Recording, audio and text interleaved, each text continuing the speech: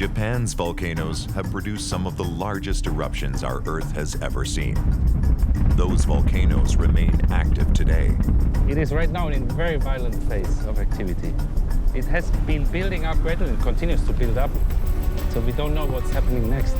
Could a series of earthquakes be setting off the country's volcanoes? There's an explosion. Another one, yeah. And could lead to a massive eruption. Nature's power is our planet's most spectacular show.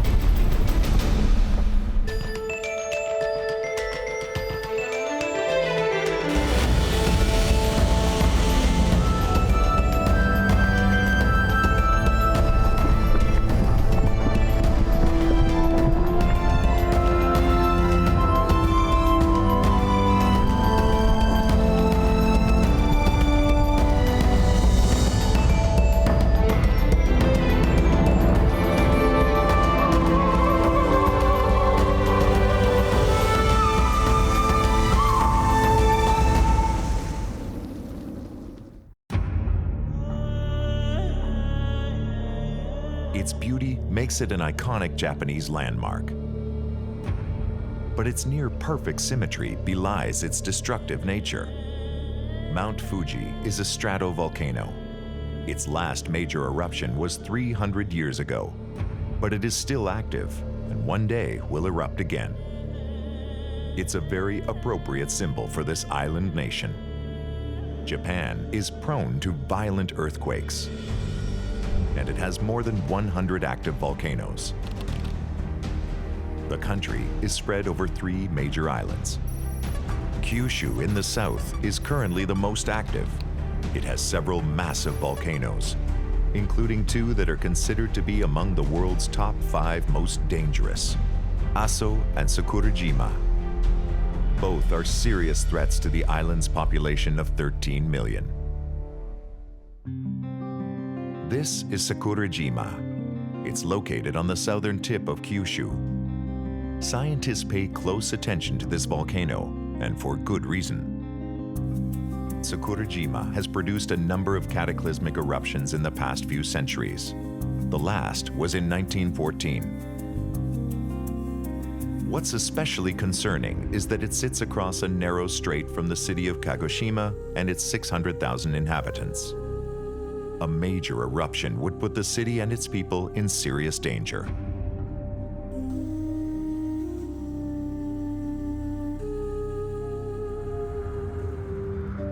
Volcanologist and photographer Dr. Tom Pfeiffer has come to Sakurajima just as it's entering a new phase of larger eruptions. His timing is excellent. Just as he's driving into Kagoshima, Sakurajima erupts.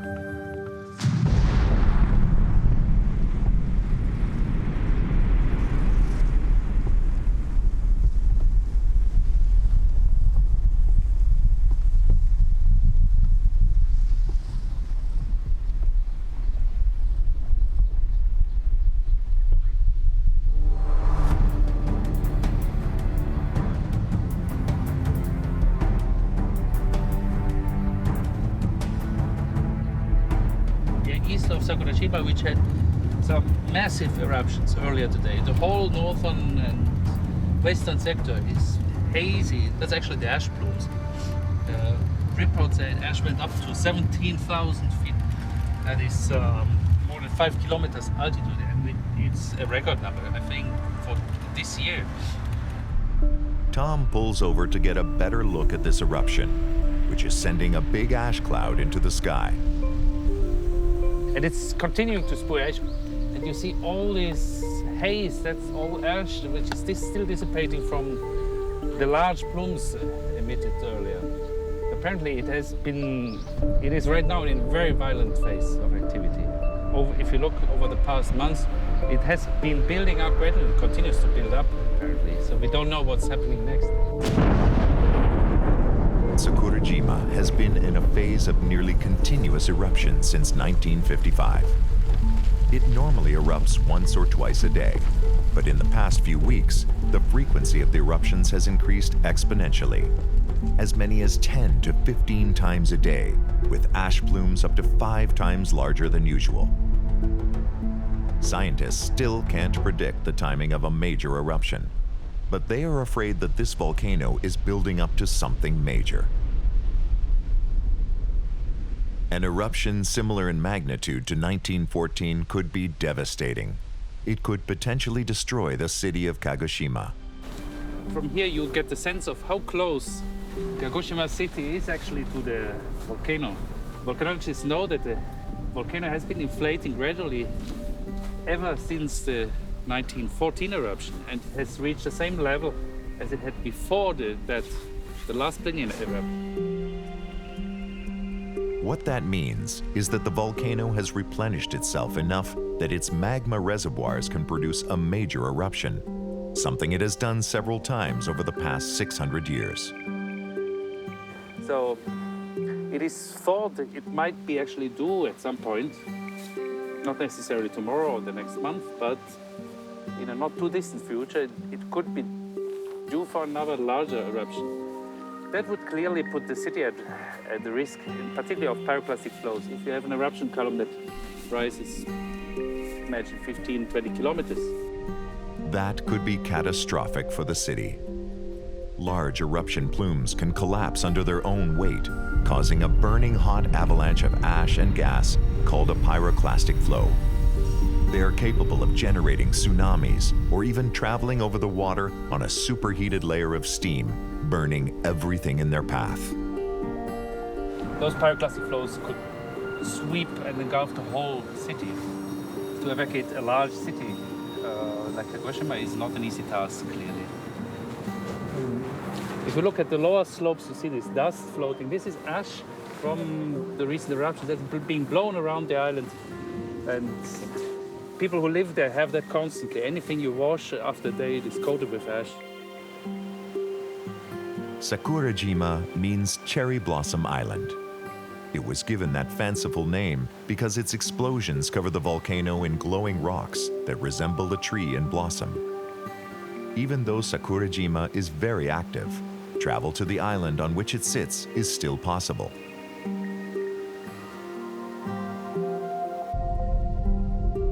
After Tom takes the ferry over, he'll be able to drive to the active Showa crater, which is on the far side.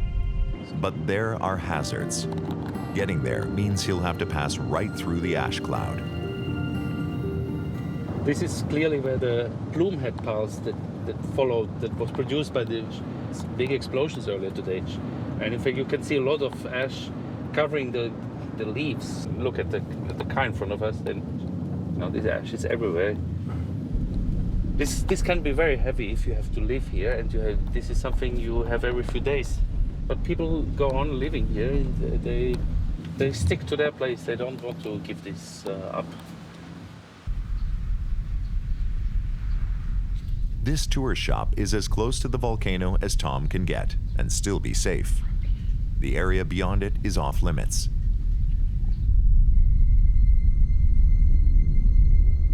What we're seeing is that the eruption is continuing.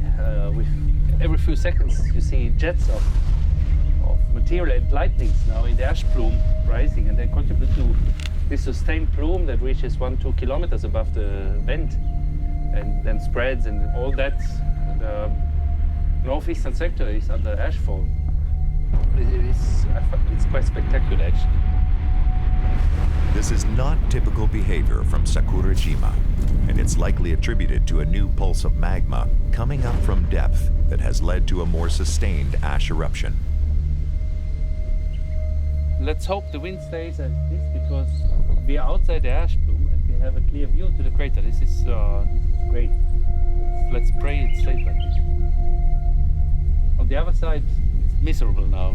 You have dust in the air and ash falling, and you have to be inside, lock the windows. If you're outside, you better wear a face mask. Kuchinoerbujima's usual eruptions are a single blast that only lasts a few minutes. This one has gone on for several hours. The question is, could this be a precursor to a much bigger eruptive phase? I don't dare to say. On the long term, maybe. Although volcanoes can and do erupt without warning, most large-scale eruptions have a build-up phase as more magma is pushed into the system. As this is happening, there are many localized effects like earthquakes that can be detected by high-tech instruments, or sometimes even felt by the people living around the volcano. Before the 1918 eruptions, there has been a very marked increase in earthquake activity, visible deformation of the inflation of the ground, the coastline visibly changed, and things like this are expected to happen as a precursor of another big eruption, which would imply a much greater volume to erupt. And greater, I mean, orders of magnitude greater, 100 times more than what has happened today. Before the 1914 eruption, the city of Kagoshima was rocked by 3 weeks of very strong volcanic earthquakes that caused a number of fatalities. The quakes are triggered when new magma breaks the ground rock as it pushes up to the surface. What interests volcanologists to study is actually to have a picture of what is actually happening underneath.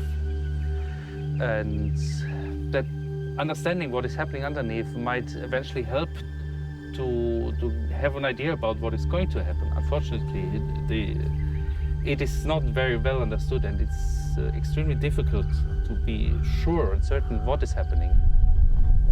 Scientists don't fully understand what triggers big eruptions. The current belief is that once a magma chamber is filled, as Sakuraijima's, any new large injection of fresh hot magma can reinvigorate the older semi-cooled magma in the volcano's reservoir. The heat and pressure of the new material can trigger a large eruption. Eruptions are limited to the amount of eruptible magma within the underground reservoir. A big event can virtually empty that chamber. Right now, scientists believe Sakuraijima's chamber has refilled to 90%, which makes a larger 1914 size eruption possible. Or it can erupt moderately like we are seeing here, gradually reducing the pressure within. That scenario could mean that a major eruption is less likely since the volcano can't build up enough pressure.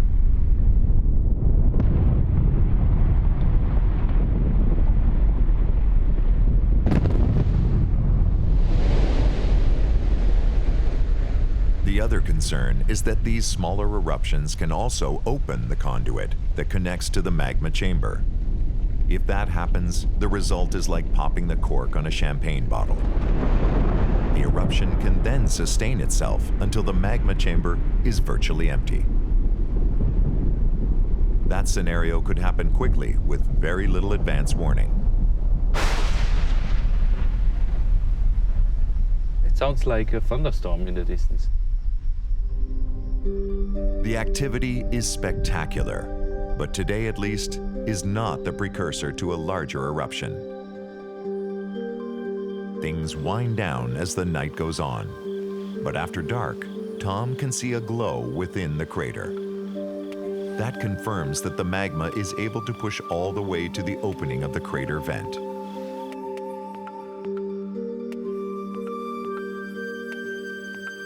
By morning, the ash emission has nearly stopped. It's not over. The volcano is recharging before it begins another eruptive phase.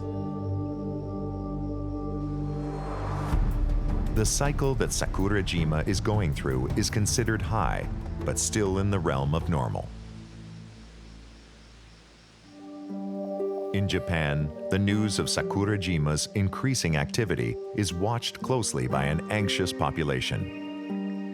What has touched off public fear is that several volcanoes have become active at the same time, volcanoes that have been quiet for decades or centuries. They're the latest reminders of just how geologically active the country is. In 2011, Japan was rocked by a major earthquake and tsunami and the subsequent meltdown of the Fukushima nuclear plant. More than 19,000 people died, and the entire area was evacuated. The Tohoku quake was a national trauma that has increased awareness and raised alarm about the potential of more natural disasters.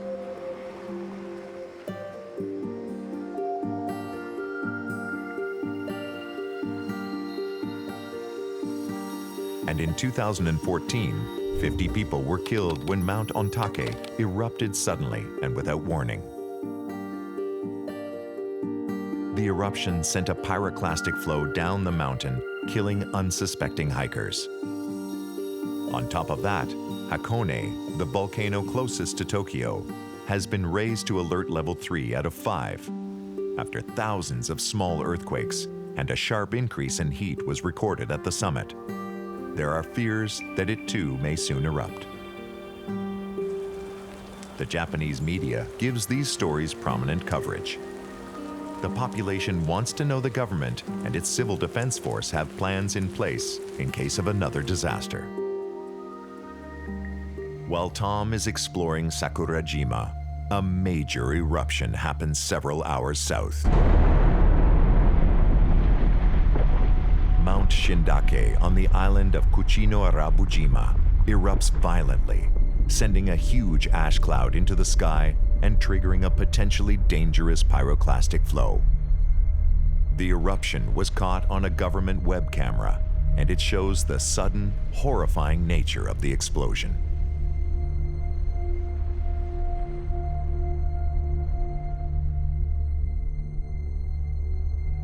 This powerful eruption could have had dire consequences, but luckily, the island had few inhabitants.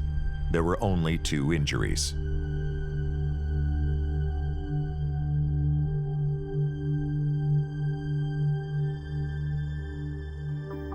Eruptions of this magnitude are infrequent, so Tom has left Sakurajima and is traveling by ferry to Yakushima, the island directly across from the eruption.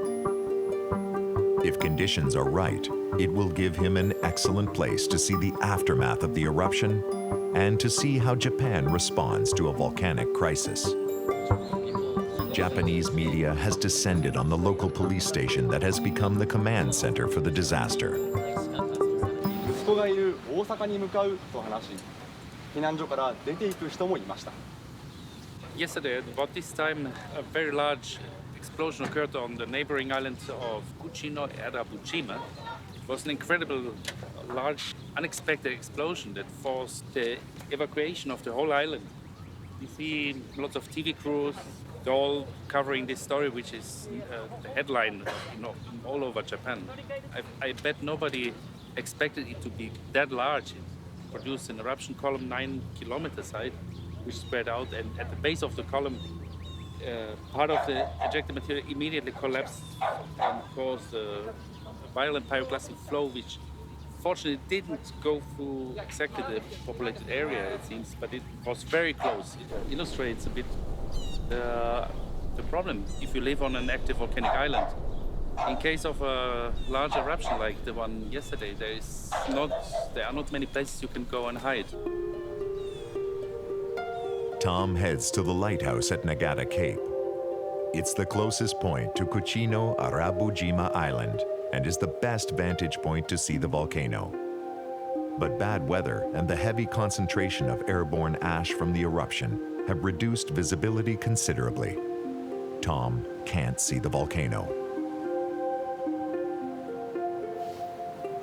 Unfortunately, the island is, of course, and makes sense, off limits. And the weather is not cooperating. We can't even see it. But we gave it a try. In case there would be another eruption, you should be able to see the plume, and maybe in clear weather you can even see the island. It's already quite a bit of luck to be in the vicinity of this event. The media is questioning if these volcanoes are becoming more active because of the Tohoku quake.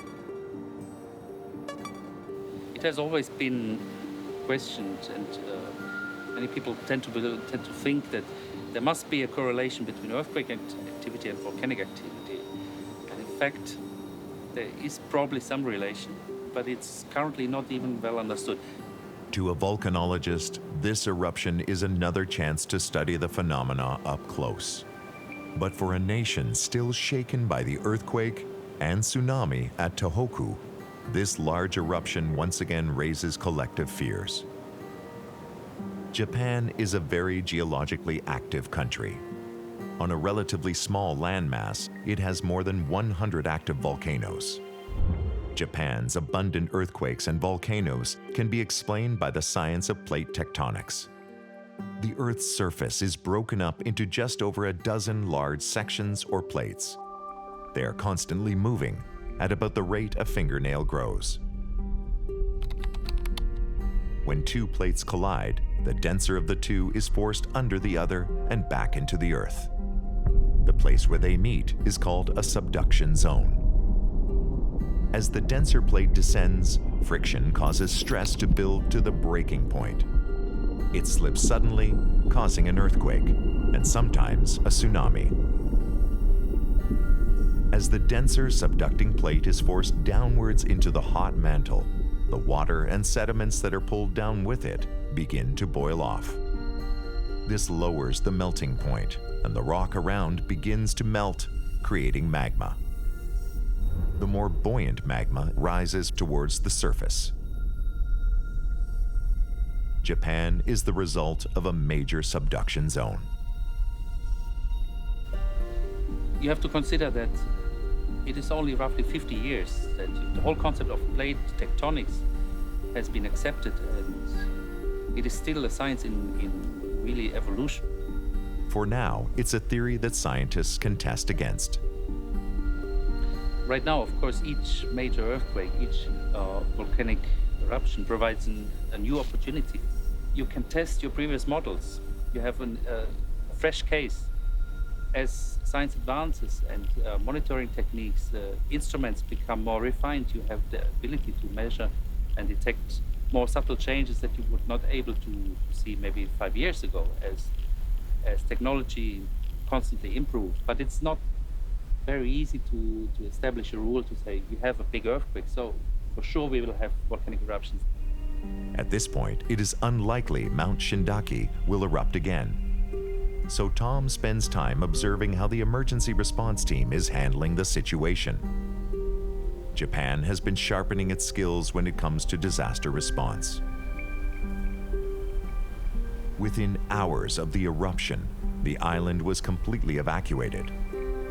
By the end of the day, mobile command centers had been set up around the island to relay information back to their operation headquarters.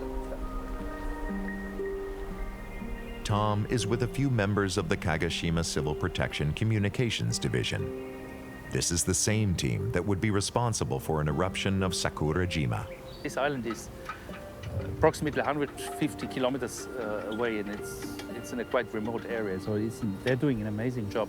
They're showing us the camera that they were having on the helicopter, who arrived on the scene just 40 minutes after the eruption. And then the main team followed right afterwards and is now based here. And yeah, they are here, and it's quite impressive to see this, the level of alertness of the Japanese authorities in response to a volcanic crisis.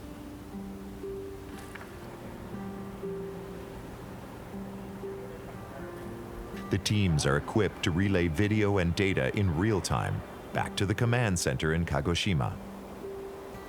All of this can be packed and loaded on a helicopter and be on site within an hour.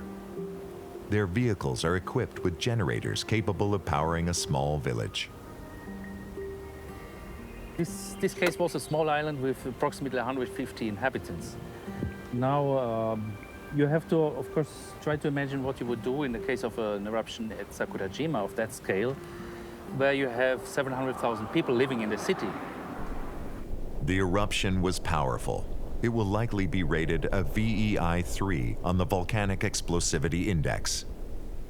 The Civil Protection Force will remain in place for several weeks in case there is a secondary eruption. The response to this explosion was swift and effective. No lives were lost. It's another chance for this unit to hone its technique. Because in Japan, the question isn't will there be another eruption, but when. I think if any country is really preparing for worst case scenarios, a large explosion of Sakurajima, Japan is probably the best prepared on a global scale. Tom heads back to Kagoshima to explore a sleeping giant. So massive that its potential threat is almost impossible to comprehend. This is the explosive center of an ancient volcano, so massive that this entire area, including part of the city of Kagoshima and Sakurajima, are sitting above a giant magma chamber. Deep beneath the waters of Kagoshima Bay is a much bigger menace, the giant Aira caldera.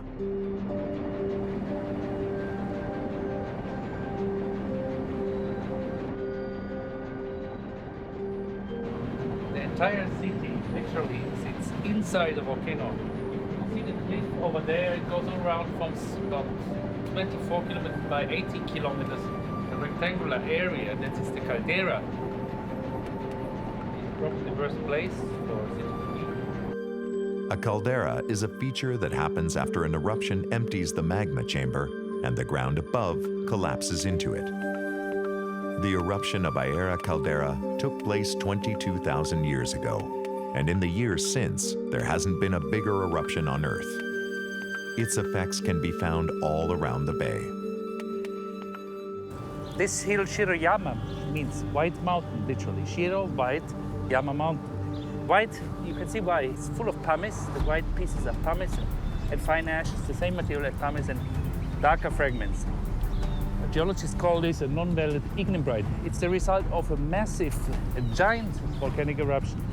This is just a tiny part of the deposit. The whole cliff is probably 100 to 200 meters high, is composed of this material. And in fact, this eruption was so large, it deposited pumice and ash all over Japan.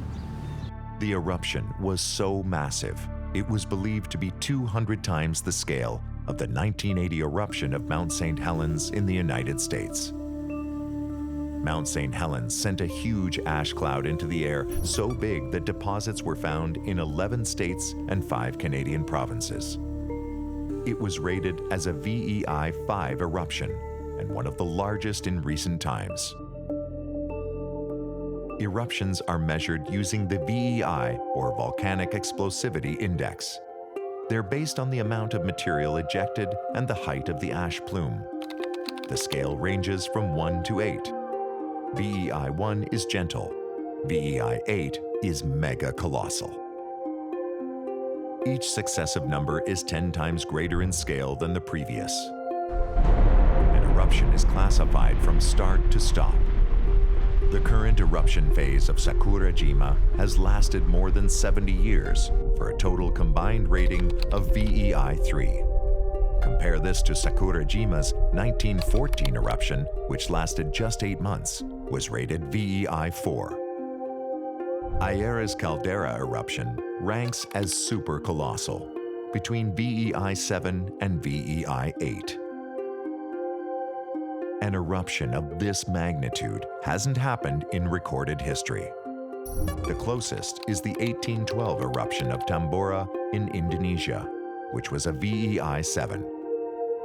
That eruption killed 92,000 people and caused widespread crop failures throughout Europe that lasted several years. The Aira eruption 22,000 years ago was 8 times more massive than that. This massive, giant eruption, or if you want to call it a supervolcano eruption, a super eruption, had a result that the crust of the Earth sank several hundred meters, forming what is called the Aira caldera, and then a large 24 by 18 kilometer caldera formed. This whole city actually sits inside the Aira volcano. Aira volcano is the whole complex, the whole caldera. We are here on the rim, we are looking down onto the city. This is the crater floor. A super eruption is fed by the buildup of a lot of magma in the volcano's reservoir. Plate tectonics explains how that works. Instead of 2 plates colliding, where one subducts under the other, around Japan, several smaller microplates are being crushed, twisted, and pulled. This movement has made the Earth's crust very thin under the island of Kyushu. To make matters worse, the direction and speed of the subducting plate has created a convection current that is producing an anomaly called a mantle wedge. This brings superheated magma even closer to the surface, where it reacts with groundwater to lower the melting point of the overlying rock layers. It's the volcanic equivalent of the perfect storm. The higher temperatures of the mantle material allows for a lot more magma to be produced at shallower depths. It creates conditions for massive eruptions. This is what's happening under Japan's Kyushu Island, and why the island is littered with active and very dangerous volcanoes, including Aira. Although Sakurajima appears to be a volcano within a volcano, they are one and the same. Sakurajima is a vent of Aira, but has its own magma reservoir. But that reservoir draws its magma from Aira's. That is one of the reasons it can produce large VEI 4 to 5 eruptions every 100 to 200 years. The whole island of Sakurajima is actually two overlapping stratovolcanoes. An older one, Itadake to the left, and the young one, presently active, Minamidake. And all this has grown just within the past 25,000 years. So this is really an incredibly active volcano. It's one out of the 10 most active volcanoes in the Earth, I would say, at the moment. It is definitely Japan's most active one.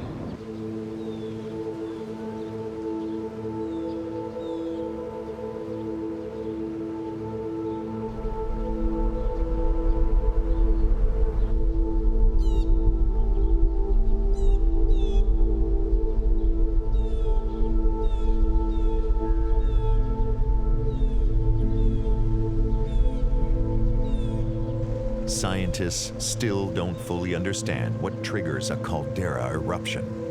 This is where the massive reservoir erupts.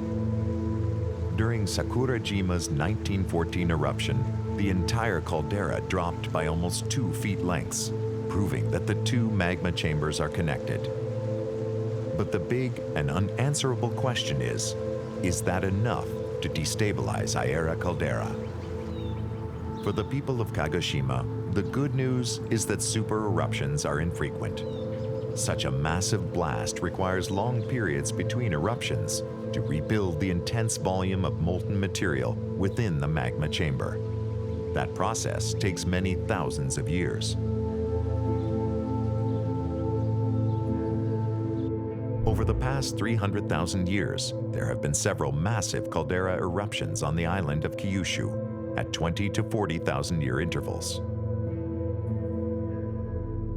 The volcano that is most likely to produce a caldera eruption and in a more advanced stage of recharging is Aso caldera. Aso caldera is not just bigger than Aira's, it's one of the biggest on the planet. It is ranked as one of the most dangerous volcanoes in the world. This caldera belongs to the XL class of calderas.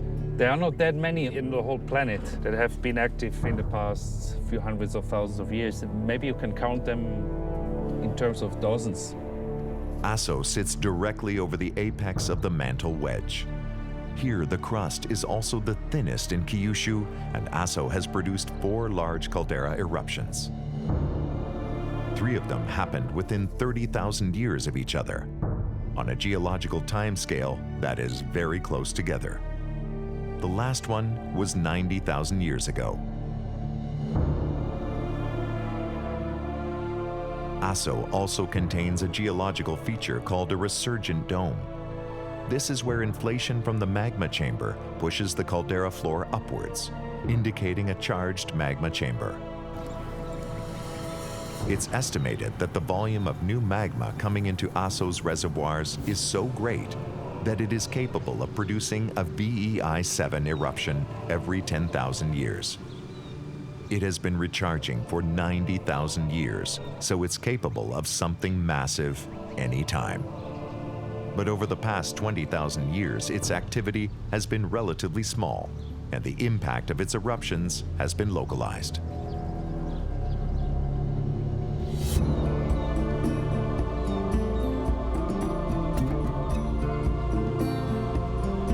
There are 5 major peaks and 17 cones. One of them, Mount Nakadake, is still active.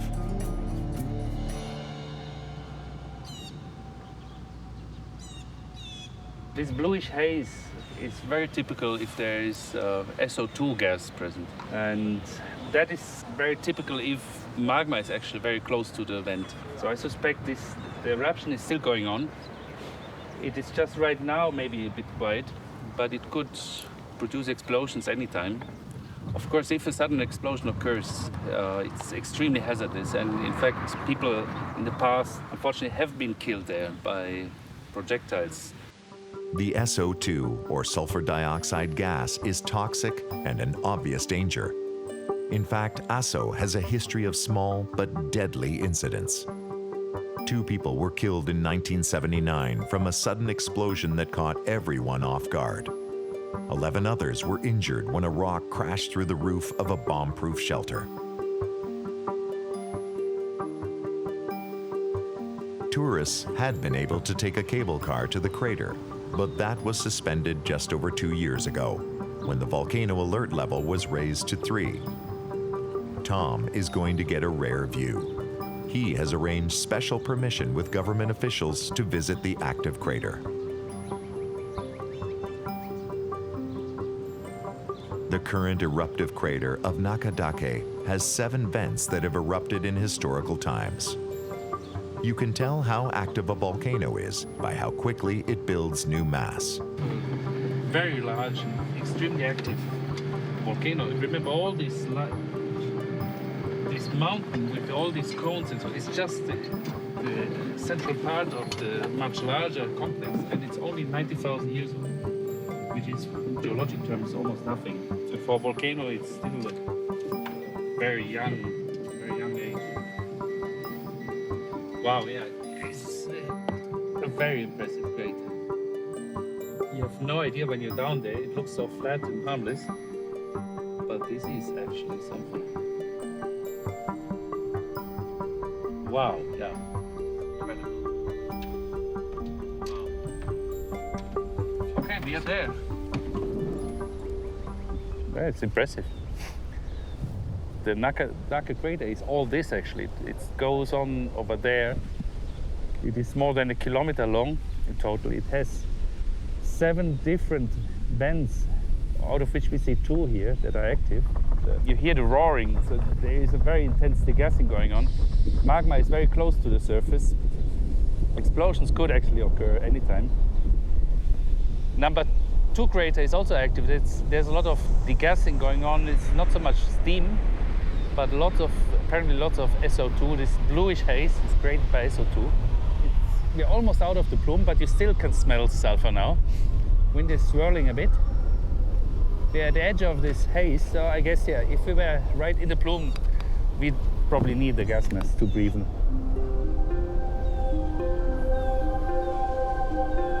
The gases coming off the plume are deadly. In 1997, 3 people were killed on this spot when they were overcome by the noxious gas. Nobody can predict whether it will just gradually calm down now in the coming weeks and months, or it might re-intensify. As a couple of months ago, you could almost see constant strombolian activity, at least from the webcam. I wasn't here, of course. So you would have seen incandescent pieces of lava being ejected, and they've piled up to form that cone. Up until recently, the crater contained a lake, but the water boiled off because of the extreme heat. Water from the surrounding hill drains into the crater, making this volcano unpredictable. I find this is extremely impressive. The contrast couldn't be more. There's an explosion. Explosion! This is a maybe phreatomagmatic explosion. See ash jets.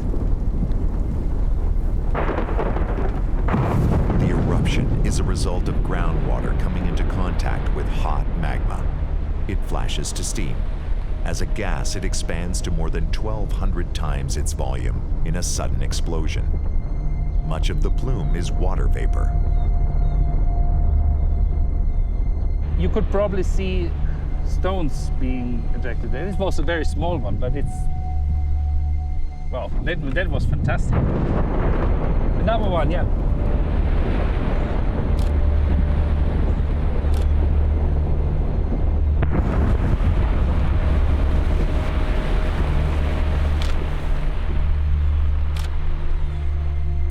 see the black fingers of ash followed by white steam. This is very typical for phreatomagmatic explosions.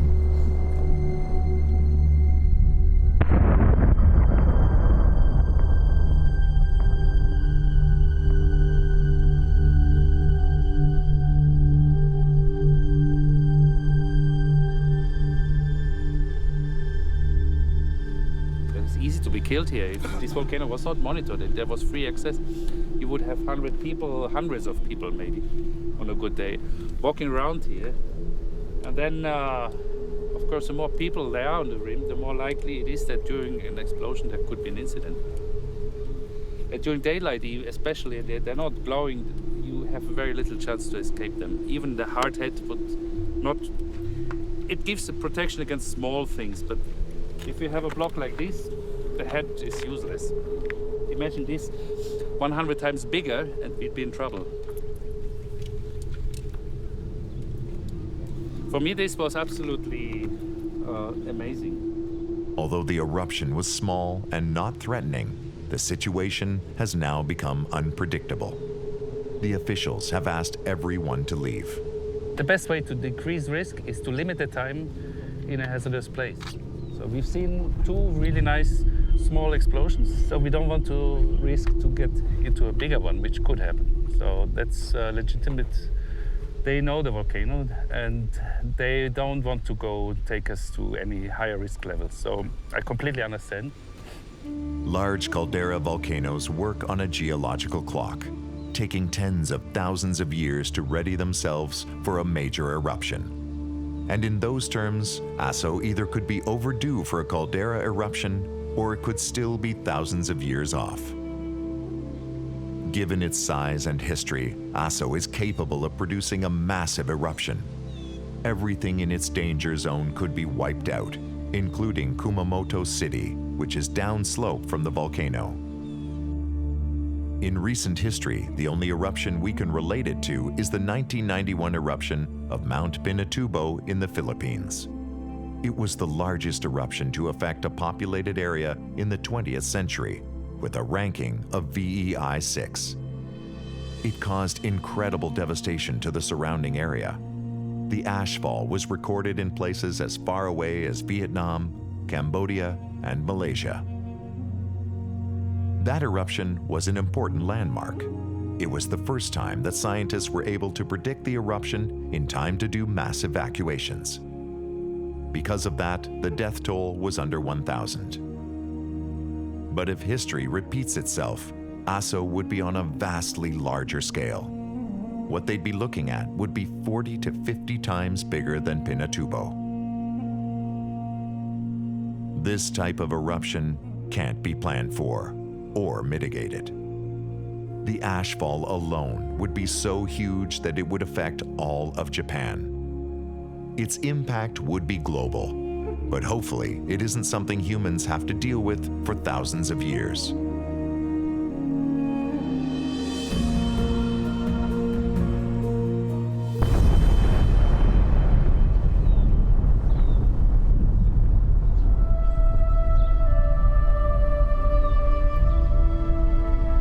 At Sakurajima, that volcano's explosive activity has continued to ramp up. 5 to 10 years ago, it was maybe an average of 1 eruption, 2, maybe on a good day, there were 2 per day.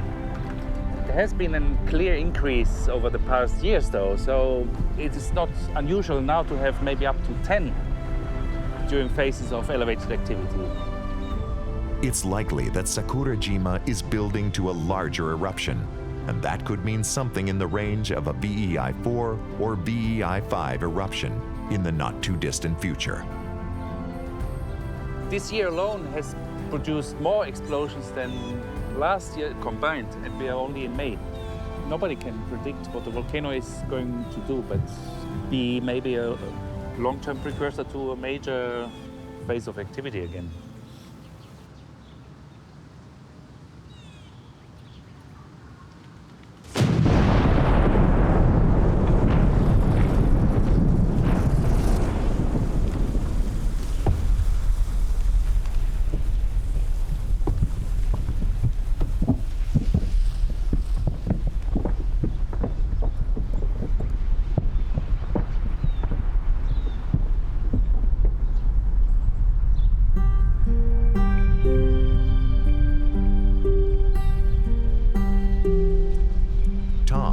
Japan just in time, catch Sakurajima at its most spectacular period of activity in years.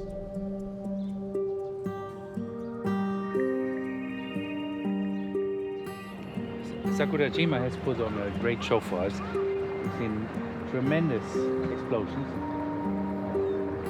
small and large. We have this beautiful mood over the bay with shipping, with the fishing boats. I've never seen Sakurajima so active before.